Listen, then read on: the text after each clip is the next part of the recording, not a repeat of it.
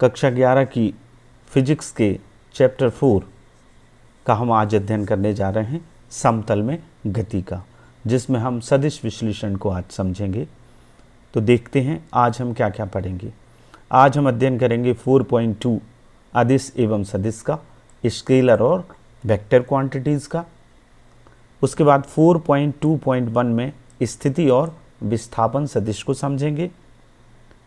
फिर सदिशों की समता या समान सदिश क्या होते हैं, इनको समझेंगे।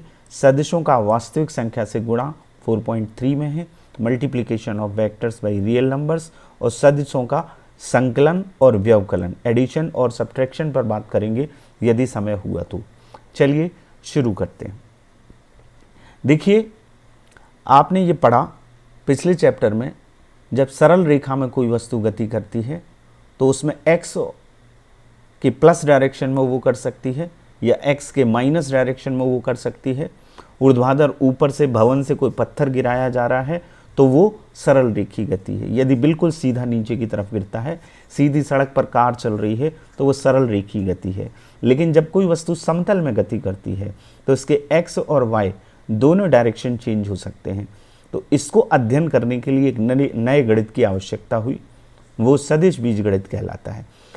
तो सबसे पहले हम वेक्टर को ही समझने वाले हैं। तो फिजिकल क्वांटिटीज, भौतिक राशियां दो तरह की होती हैं, एक कहलाती हैं अदिश राशियां और एक कहलाती हैं सदिश राशियां। जैसा कि नाम से ही स्पष्ट है, अ और दिश जिनमें दिशा ना हो, वे भौतिक राशियां जिनको पूरी तरह से व्यक्त करने के लिए केवल परिमाण, केवल उसके मान की ज़रूरत होती है, दिशा की आवश्यकता नहीं होती, वो अदिश राशियाँ। और सदिश यानी दिशा के साथ, परिमाण के साथ साथ जिनमें दिशा बताना भी ज़रूरी होता है, तभी उनका पूरा अर्थ निकलता है, उनको कहते हैं हम सदिश राशियाँ। तो दोनों की परिभाषाएं आप नोट करें।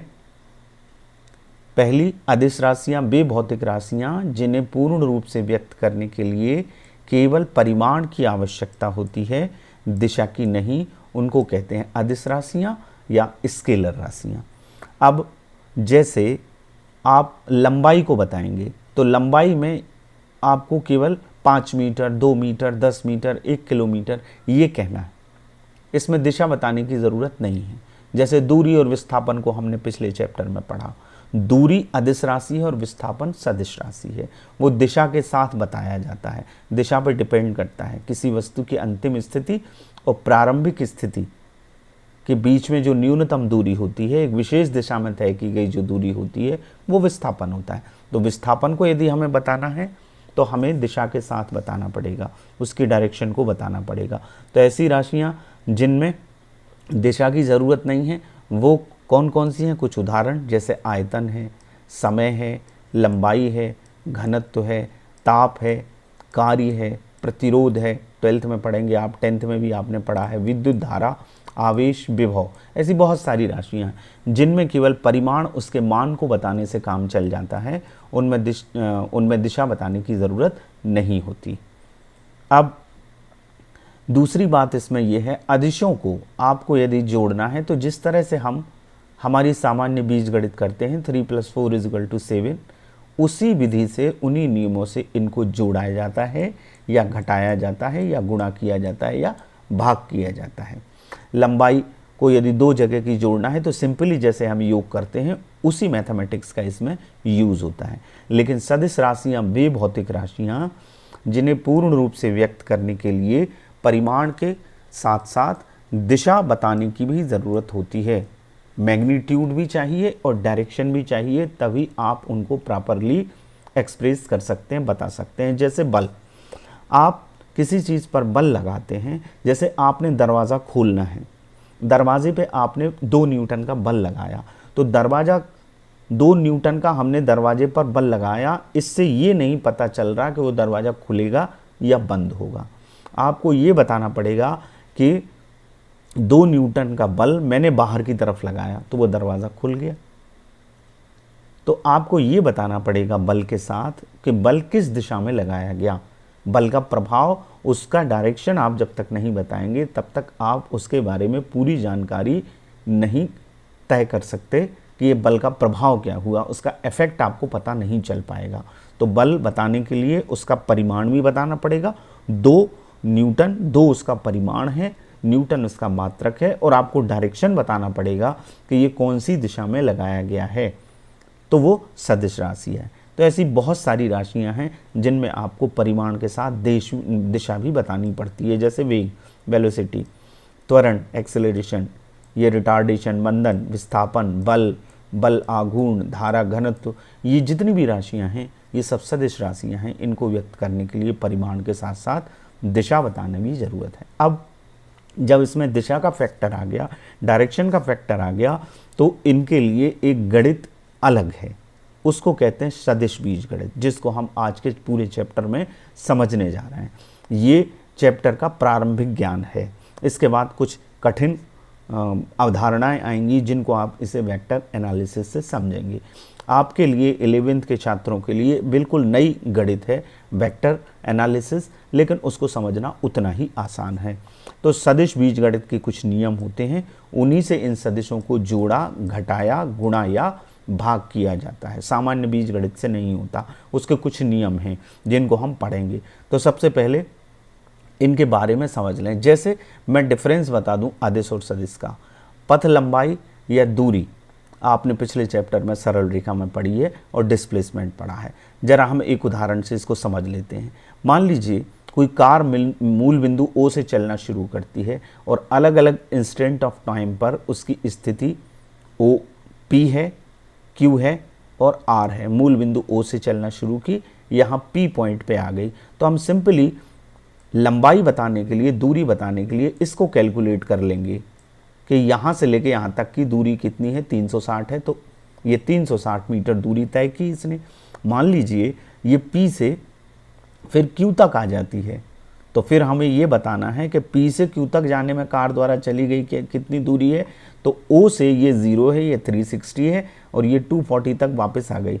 तो यहाँ से यहाँ तक कितनी चली, 360 में से 240 को हम घटा देंगे, तो O से लेके P तक जाना और फिर P से Q तक आना, ये टोटल डिस्टेंस जो हो जाएगी, ये इससे हम बता सकते हैं। Q तक वापस आ गई तो 360 माइनस ये कितना चला, 120, तो 120 इसमें जोड़ देंगे तो सिंपली 480 हमारी डिस्टेंस आ जाएगी। तो हमने देखा कि दूरी में हमें कोई डायरेक्शन नहीं बताना, इस दूरी को ही हम पथ लंबाई कहते हैं। अब हम इसी उदाहरण से विस्थापन को देख लेते हैं।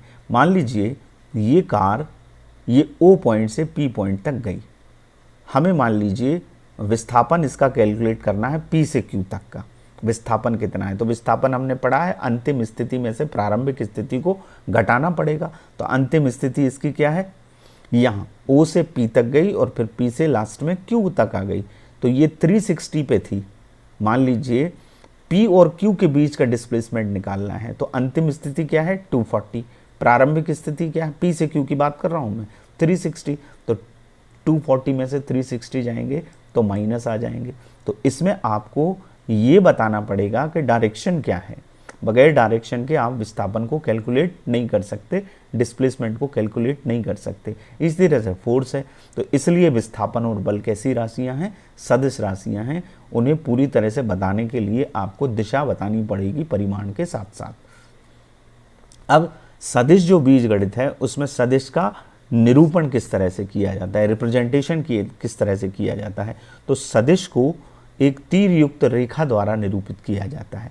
कैसे, ये OP एक सदिश है, तो इसमें जो तीर का निशान जिस तरफ लगा है O से P की तरफ, वो उस सदिश की दिशा को व्यक्त करता है, और इस तीर की जो लंबाई है वो उसके परिमाण को, उसके मान को, उसके मैग्नीट्यूड को, या यूँ हम कहें कि उसके मापांक को व्यक्त करती है। OP और इसके ऊपर हम तीर का निशान लगाते हैं, तीर युक्त रेखा से इसको एक्सप्रेस करते हैं जो आपको यहाँ दिखाई दे रही है। और OP के ऊपर हम क्या लगाएंगे, ये तीर का निशान लगाएंगे, इसको वेक्टर बोलते हैं, सदिश OP या वेक्टर OP। इसमें ये जो पॉइंट है, ये शुरू वाला, इस बिंदु को हम टेल कहते हैं, O को क्या कहते हैं, पुच्छ कहते हैं या प्रारंभिक बिंदु, जहाँ से हमने इस तीर के निशान को शुरू किया। और P को क्या कहते हैं, शीर्ष कहते हैं, हेड कहते हैं या अंतिम बिंदु कहते हैं। कोई भी वेक्टर निरूपित किया जाएगा तो वो इसी तरह से तीर के द्वारा निरूपित किया जाएगा। एक मानक मान लेते हैं, उसमें ये लेंथ उसका परिमाण होती है, इस रेखा की जो लंबाई है वो उसका परिमाण कहलाता है। रेखा की लंबाई सदिश के परिमाण को और तीर की दिशा सदिश की दिशा को व्यक्त करती है, उसके डायरेक्शन को शो करती है। अब संकेत जैसा कि मैंने बताया, इसके दो तरीके हैं। वेक्टर को रिप्रेजेंट करने के लिए, डिनोट करने के लिए अंग्रेजी वर्णमाला के मोटे अक्षरों का उपयोग किया जाता है, या अक्षर के ऊपर हम तीर का चिन्ह लगाकर उन्हें व्यक्त करते हैं। ये जो मोटे अक्षरों के रूप में लिखना ये कन्वीनियंट नहीं होता, तो साधारण सा तरीका ये है कि आपको सारी मैथमेटिक्स में और फिजिक्स में मिलेगा कि अक्षर के ऊपर हम काय का तीर का निशान लगा देते हैं। इसका मतलब है वो वेक्टर क्वांटिटी है। जैसे ओपी ये वेक्टर है हमने बनाया, तो इसको या तो हम लिखेंगे ओपी के ऊपर तीर लगा के, या इसको हम यदि वेक्टर ए मान लेते हैं, इसको हम वेक्टर ए लिख देते हैं, तो हम ए के ऊपर तीर का निशान लगाएंगे, तो इसको पढ़ेंगे वेक्टर ए, या मोटे अक्षरों से लिख देंगे तो ज़्यादा कन्वीनियंट ये है कि हम तीर का निशान लगा दें। तो ये तो संकेत हुआ।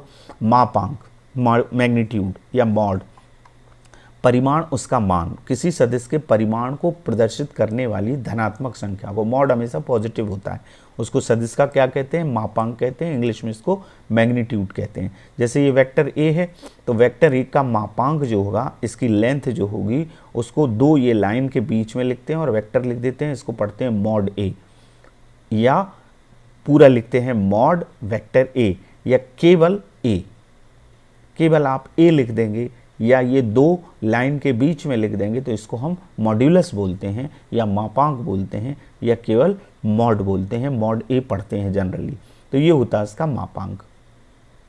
अब हम दो चीज़ों पे बात करेंगे, एक पोजीशन वेक्टर पे और एक डिस्प्लेसमेंट वेक्टर पे, स्थिति सदिश और विस्थापन सदिश। तो देखिए, किसी भी कण की किसी क्षण स्थिति निर्धारित करने के लिए एक पहले हमें एक बिंदु लेना पड़ता है, निश्चित बिंदु लेना पड़ता है, जिसको हम मूल बिंदु कहते हैं। मूल बिंदु के बारे में हमने पिछले चैप्टर में सरल रेखा में गति में भी पढ़ा है। तो मूल बिंदु लिया जाता है O। अब यदि हमें इस P पॉइंट पर कोई कण है, उसकी स्थिति को निश्चित करना है, उसका स्थिति सदिश बताना है, तो हम O से इस P को मिलाएंगे। ये एक्सिस है, आपको पता है OX, OY और OZ तीन एक्स होते हैं, तीनों परस्पर लंबवत होते हैं। तो ये जो OP वेक्टर है, इसको मान लीजिए हमने वेक्टर R लिख दिया, तो ये वेक्टर R इस कण P का स्थिति सदिश है। किसी भी कण की अंतरिक्ष में, स्पेस में आप पोजीशन बताएंगे, स्थिति बताएंगे, तो मूल बिंदु जो रेफरेंस पॉइंट हमने लिया है, उससे हमें एक लाइन ड्रा करनी पड़ेगी, एक एरो ड्रा करना पड़ेगा। वो जो तीर है, तीर का निशान, वो उसका स्थिति सदिश कहलाता है, और स्थिति सदिश को R के ऊपर ये तीर का निशान लगा के वेक्टर R से व्यक्त करते हैं। तो इसका मतलब क्या हुआ, इसको आप नोट करें, वह सदिश जो किसी निर्देश बिंदु यानी मूल बिंदु के सापेक्ष किसी क्षण वस्तु की स्थिति को बताता है, उसे उसका स्थिति सदिश या पोजीशन वेक्टर कहते हैं। इसे वेक्टर स्मॉल r से प्रदर्शित करते हैं। जैसे मूल बिंदु O के सापेक्ष किसी क्षण कण P का स्थिति सदिश वेक्टर OP बराबर R है। यहाँ कोई पॉइंट होगा तो हम यहाँ से एक लाइन ड्रा कर देंगे ऐसी, और ये तीर का निशान लगा देंगे। मान लीजिए यहाँ P डैश है, तो ये P डैश पर दूसरा कण है, तो इस कण की स्थिति OP dash vector R, R1 हो सकता है, R2 हो सकता है, वेक्टर R3 हो सकता है। तो ये स्थिति सदिश है। तो निर्देश बिंदु के सापेक्ष किसी कण की स्थिति जिस वेक्टर द्वारा प्रदर्शित की जाती है, उसको हम कहते हैं स्थिति सदिश। अब हम आते हैं विस्थापन सदिश पर, डिस्प्लेसमेंट वेक्टर पर। देखिए, जब कोई वस्तु गति करती है तो विस्थापन क्या होता है, अंतिम स्थिति और प्रारंभिक स्थिति के बीच में जो न्यूनतम दूरी है उसको विस्थापन कहते हैं। हमने पढ़ा है कि हम x2 में से x1 को घटाते हैं, फाइनल पोजीशन में से इनिशियल पोजीशन को हम माइनस कर देते हैं। उसी तरह से विस्थापन सदिश है, गतिमान वस्तु की प्रारंभिक स्थिति से अंतिम स्थिति को मिलाने पर। प्रारंभिक स्थिति हमने एक स्थिति सदिश से बताई, फिर कुछ टाइम के बाद वो दूसरी स्थिति उसने बदल दी कण ने, तो उसको हमने मूल बिंदु O से मिलाया। इन प्रारंभिक और अंतिम स्थिति का जब हम मिलाएंगे तो जो सदिश हमको प्राप्त होता है वो विस्थापन सदिश होता है। इसे वेक्टर S या वेक्टर एक्स से या वेक्टर एस से शो करते हैं, जिससे हम विस्थापन करते हैं। पिछले चैप्टर में हमने वेक्टर नहीं लगाया था, कारण यही था कि हमें अगले चैप्टर में माने इस चैप्टर में वेक्टर को समझना था। तो मान लीजिए किसी क्षण t पर किसी गतिमान कण की स्थिति P और क्षण t डैश पर P डैश है। तो देखिए ये मूल बिंदु O हो गया, ये हमारा ये एक्सिस बन गया, ये पहला कण है। पहला कण से मतलब कण की स्थिति t टाइम पर, पहले इंस्टेंट ऑफ टाइम पर जब 10:02 हो रहा है तब उसकी स्थिति P है, और 10:03 पे उसकी स्थिति क्या हो गई, P डैश हो गई। तो इस P पर जब कण है तो इसका स्थिति सदिश क्या होगा, OP होगा। P डैश पर जब कण है तो उसका स्थिति सदिश क्या होगा, P डैश होगा। ये इसकी प्रारंभिक स्थिति है, ये इसकी अंतिम स्थिति है। तो प्रारंभिक स्थिति से अंतिम स्थिति को मिलाने पर ये सदिश हमको प्राप्त होता है, जो कि PP डैश होगा। तो ये जो PP डैश है यही क्या कहलाता है, विस्थापन सदिश कहलाता है। अब विस्थापन की जो परिभाषा कहती है वो कहती है अंतिम स्थिति में से प्रारंभिक स्थिति को हमने घटाना है। तो ये R2 है स्थिति सदिश और ये R1 है। आगे देखते हैं हम किस तरह से इसको कैलकुलेट करेंगे। तो ये हमने देख लिया कि ये P और P डैश के स्थिति सदिश हैं। इन दोनों को मिलाने से, P और P डैश को मिलाने से हमें विस्थापन सदिश मिला। तो विस्थापन होता है अंतिम स्थिति माइनस प्रारंभिक स्थिति। तो मान लीजिए कि स्थिति सदिश P स्थिति में क्या है, vector OP equal to vector R1, और T डैश पर जो उसकी पोजीशन है P डैश, उस पर स्थिति सदिश है OP dash equal to R2। तो हमारा विस्थापन क्या होता है, x2 माइनस x1। तो PP डैश होगा OP डैश माइनस OP, यहाँ पर स्थिति सदिश OP डैश और यहाँ पर ये अंतिम और ये प्रारंभिक। तो OP डैश में से वेक्टर OP डैश में से वेक्टर OP को हम माइनस कर देंगे। वेक्टर OP डैश का मान क्या है, वेक्टर R2, और OP का मान क्या है, वेक्टर R1। तो ये हो जाएगा वेक्टर X बराबर vector R2 minus vector R1। देखिए सिंपली जब आपको विस्थापन सदिश निकालना हो तो ये जो आप लिखते हैं PP डैश या यहाँ पर कुछ भी लिखेंगे, तो आप जो लास्ट में आता है मूल बिंदु जनरली O ही मानते हैं हम। तो O ये लास्ट वाले में से OP डैश, इधर O लगा दीजिए और इधर O लगा दीजिए, तो OP डैश माइनस OP। तो इस तरह से हम विस्थापन सदिश को निकाल लेते हैं। अब हम बात करते हैं सदिश का किसी वास्तविक संख्या से गुणा किया जाए तो क्या प्राप्त होता है। देखिए मान लीजिए कोई वेक्टर A है, सदिश A है, उसको किसी वास्तविक संख्या लैम्डा, वास्तविक संख्या से मतलब 1 2 3 4 5 एंड सो ऑन, हमने उसको लैम्डा मान लिया, लैम्डा से गुणा किया जाए तो ऐसा सदिश प्राप्त होता है जिसका परिमाण वेक्टर A के परिमाण का लैम्डा गुना होता है। यदि 5 से हम गुणा करेंगे तो उसका परिमाण 5 लैम्डा हो जाएगा। यदि लैम्डा A धनात्मक है तो लैम्डा वेक्टर A की दिशा वही होती है जो वेक्टर A की डायरेक्शन होती है। इसमें खास बात यह है कि यदि हम जिस संख्या का गुणा कर रहे हैं, मान लीजिए 5 का गुणा कर रहे हैं, 5 का गुणा कर रहे हैं +5 का, तो यदि +5 का कर रहे हैं तो जो परिणामी सदिश आएगा उसकी जो दिशा होगी वो A की दिशा की तरफ ही होगी। लेकिन यदि लैम्डा का मान ऋणात्मक है तो लैम्डा A की दिशा वेक्टर A की दिशा के विपरीत होती है। चलिए इसको समझते हैं। मान लीजिए कि कोई बल है, वेक्टर F, बल को फोर्स कहते हैं इंग्लिश में, इसलिए वेक्टर F है, ये OA है। आपको पता है, अभी पता चल गया है कि ये लंबाई बल के मान को प्रदर्शित करती है, उसके परिमाण को, और ये जो है ये तीर का निशान उसकी दिशा को प्रदर्शित करता है। ये वेक्टर F है। यदि हमने किसी वास्तविक संख्या 5 से इसको गुणा कर दिया 5, अब तो वेक्टर हो गया 5 वेक्टर F, तो इसमें क्या होगा, ये इसका परिमाण इसका 5 गुना हो जाएगा। 5 का गुणा हुआ तो ये देखिए ये वेक्टर का साइज बदल गया, इस साइज का ये 5 गुना हो गया, मतलब ये लंबाई इस लंबाई की 5 गुनी हो गई, और डायरेक्शन वही रहा, निशान तीर का उसी तरफ रहेगा। यदि हम धनात्मक संख्या से गुणा करते हैं, ऋणात्मक से गुणा करेंगे तो ये क्या हो जाएगा, जस्ट अपोजिट हो जाएगा। तो हमने 5 से गुणा किया तो इसकी दिशा वही होगी जो वेक्टर F की डायरेक्शन है। वेक्टर F की डायरेक्शन OA थी, तो ये भी डायरेक्शन क्या होगी, इसी दिशा में होगी, ये ओ बी होगी। लेकिन परिमाण क्या हो जाएगा, इस वेक्टर का 5 गुना हो जाएगा। परिमाण जो है लैम्डा गुना, जैसे हम ये यहाँ कह रहे हैं, तो जितने का गुणा करते हैं उतना गुना हो जाता है। ये प्लस की बात हुई। यदि हम माइनस से गुणा करते हैं, माने लैम्डा यदि ऋणात्मक है, तो जो लैम्डा वेक्टर ए आया, गुणा करने के बाद जो वेक्टर आएगा उसकी दिशा, जो मूल वेक्टर है, जो मूल सदिश है, उसकी दिशा की क्या होती है, विपरीत होती है। ये देखिए एफ है, यदि अब हम -5 का गुणा करते हैं इसमें, तो ये पलट जाएगी, दिशा क्या हो गई, पलट गई। 5 गुना परिमाण जरूर हो गया, लेकिन डायरेक्शन इसका क्या हो जाएगा, अपोजिट हो जाएगा। तो ध्यान रखिएगा, प्लस से गुणा करें तो उसी दिशा में होगी उस परिणामी सदिश की दिशा, और माइनस से गुणा करेंगे तो विपरीत हो जाएगी एफ की, और 5 गुना हो जाएगा वो, ये विपरीत हो जाएगा। देखिए अब हम बात करते हैं, इसमें अगला पॉइंट है हमारी बुक में, सदिशों की समता या समान सदिश। समान सदिश और विपरीत सदिश को हम समझेंगे। हमने स्थिति और विस्थापन सदिश को समझ लिया, अब हम समान सदिश को समझेंगे कि समान सदिश क्या होते हैं। देखिए दो वेक्टर तभी समान सदिश कहलाते हैं जबकि उनके मापांक, मापांक यानी परिमाण, उसका मान और दिशाएं दोनों बराबर हों, दोनों समान हों। जैसे ये वेक्टर ए है, इसका डायरेक्शन भी यही है OP, ये दूसरा है OQ, दोनों की दिशाएं बराबर हैं, और ये इन रेखाओं की, इन तीर के निशान में जो लंबाई आपको दिख रही है, ये लंबाई भी बराबर। तो ऐसे दो वेक्टर यदि हैं जिनका मापांक, मापांक माने ये लंबाई, ये परिमाण, परिमाण भी बराबर हैं और दिशा भी एक सी है, तो वो समान सदिश या बराबर सदिश कहलाते हैं। तो उसको लिखते हैं वेक्टर ए बराबर वेक्टर बी।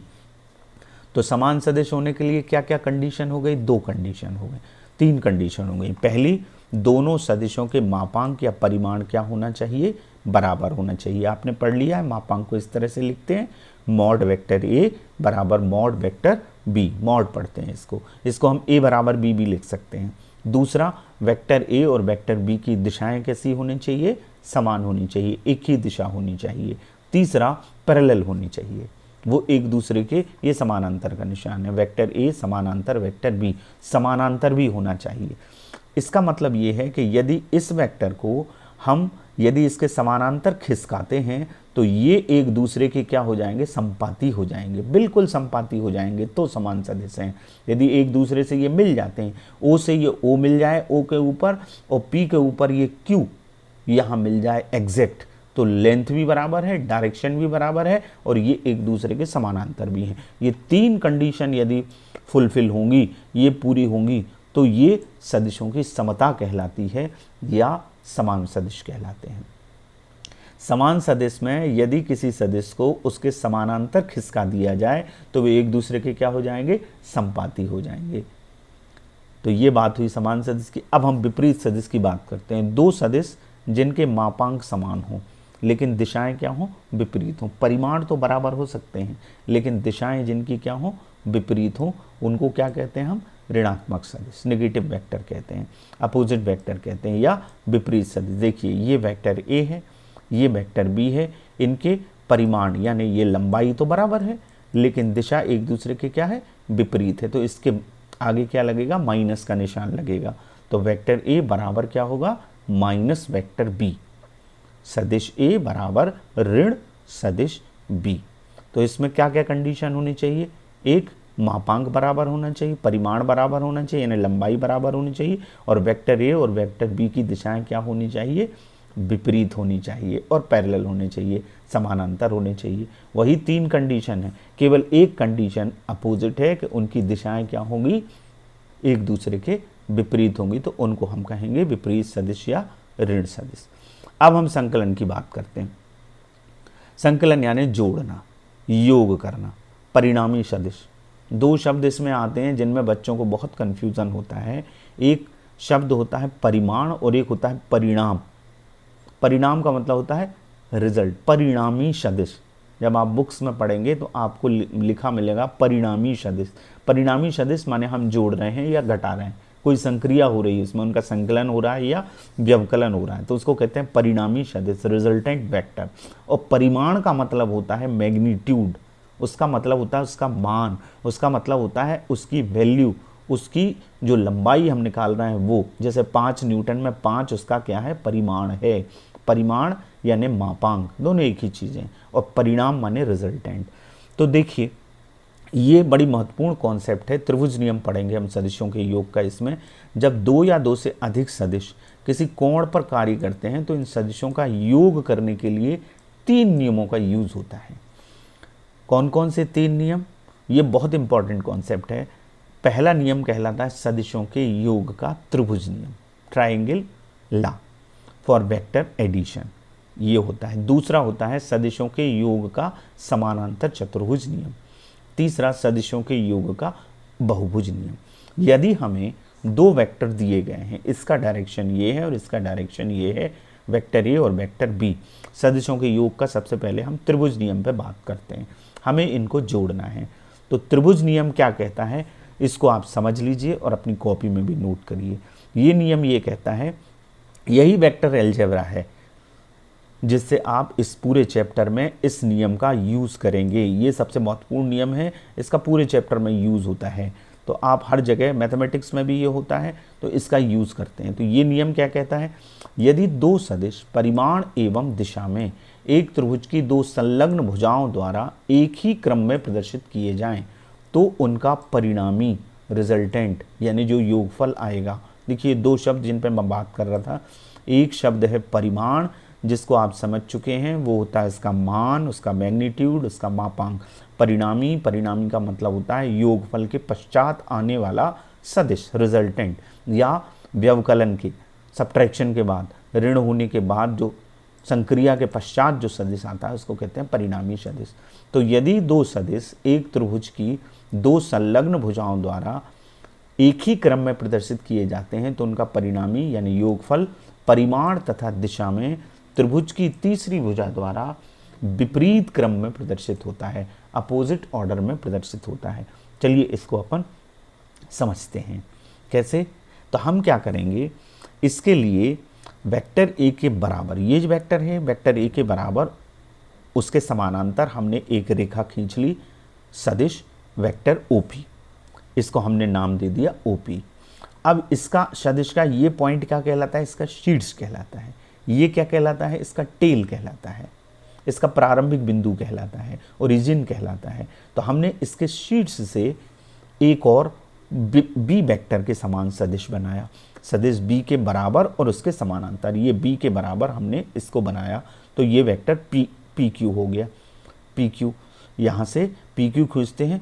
अब यदि ओ और क्यू को मिलाया जाए, ये इनका क्रम एक ही हो गया और इसका हो जाएगा अपोजिट। ओ और क्यू को मिलाया जाए तो ये जो ओ क्यू सदिश है इनके परिणामी को व्यक्त करता है। ये ओ और क्यू को जब हम मिला देंगे तो वो इनके योगफल को प्रदर्शित करता है। कैसे, इसको हम रिजल्टेंट को आर कहते हैं। तो त्रिभुज नियम कैसे हुआ, vector O P plus vector P Q बराबर वेक्टर ओ क्यू। विपरीत क्रम आ गया। ये सीधा क्रम क्या होता, O P plus P Q बराबर क्यू ए, ये एक ही क्रम हो गया। लेकिन हम क्या कह रहे हैं, नियम क्या कह रहे थे कि परिणामी सदिश परिमाण एवं दिशा में त्रिभुज की तीसरी भुजा द्वारा विपरीत क्रम में प्रदर्शित होता है, अपोजिट ऑर्डर में एक्सप्रेस किया जाता है। तो हमने वेक्टर OP बनाया इसके समानांतर वेक्टर A के, वेक्टर PQ बनाया वेक्टर B के समानांतर और उसके बराबर, और O और Q को मिला दिया। तो ये जो OQ की वैल्यू आएगी ये इन दोनों के योगफल को प्रदर्शित करेगी। तो इसका मतलब है vector OP plus vector PQ बराबर वेक्टर OQ। इनकी वैल्यू क्या क्या है, OP की वैल्यू वेक्टर A है, इसका मान क्या है वेक्टर A है, इसका मान क्या है वेक्टर B है, और रिजल्टेंट का मान क्या है वेक्टर R है OQ का। तो vector A plus vector B बराबर वेक्टर R। इस तरह से ये त्रिभुज नियम हमारा आया। तो ये बहुत इंपॉर्टेंट था। तो आज हमने जिन जिन अवधारणाओं को समझा है, संकलन और व्यवकलन में और भी आगे कॉन्सेप्ट्स हैं जो आपके हमारा घर हमारा विद्यालय के टाइम टेबल में आगे के दिनों में आपको दी गई हैं। आप अपने शिक्षक की मदद से उनको समझिएगा और अपनी किताब में पढ़िएगा तो आपको ये चैप्टर आसानी से समझ में आ जाएगा। लेकिन आपके टीचर्स से आप अपने ग्रुप पर डिस्कशन कीजिए, ज़रूर देखिएगा डिजीलैब पर आने वाले वीडियोस को, और देखने के पश्चात आपके टीचर आपकी पूरी मदद करेंगे। आज हमने जो जो कॉन्सेप्ट समझी हैं उनमें पहली थी 4.2 जो आपकी बुक में है, अदिश और सदिश। दूसरी हमने स्थिति और विस्थापन सदिश पर विस्तार से चर्चा की। सदिशों की समता, समान सदिश को और विपरीत सदिश को भी समझा। सदिशों का वास्तविक संख्या से गुणा किस तरह से किया जाता है इसको समझा। सदिशों का संकलन आज हमने किया, व्यवकलन भी करना था लेकिन समय कम होने के कारण उस पर चर्चा नहीं हो पाई। सदिशों के योग का त्रिभुज नियम जिसके अंतर्गत हमने पढ़ा है, समानांतर चतुर्भुजी नियम इसमें है। हालांकि समानांतर चतुर्भुज नियम और त्रिभुज नियम एक ही होते हैं लेकिन उनको हमको सिद्ध करना पड़ता है। वो प्रश्न भी आता है कि वो एक ही है, ऐसा सिद्ध कीजिए, और एक बहुभुज नियम है। ये आपको सब समझना है। तो आपके अभ्यास के लिए आज कुछ प्रश्न हैं, इनको आप अपनी कॉपी में लिखिएगा। अदिश और सदिश राशियों में अंतर स्पष्ट कीजिए। समान सदिश और विपरीत सदिश किसे कहते हैं इन्हें समझाइए। निम्न भौतिक राशियों में से बताइए कि कौन सी राशि सदिश है एवं कौन सी राशि अदिश है। कौन कौन सी राशियों में से आपको बताना है? आयतन, द्रव्यमान, त्वरण, वेग, चाल, घनत्व, मूल संख्या, कोणीय आवृत्ति, विस्थापन, कोणीय वेग, इनमें से कौन सी वेक्टर है, कौन सी स्केलर हैं। और सदिशों के योग का त्रिभुज नियम समझाइए। इन अभ्यास के प्रश्नों को आपको करना है तो आप करिएगा। Thank you very much.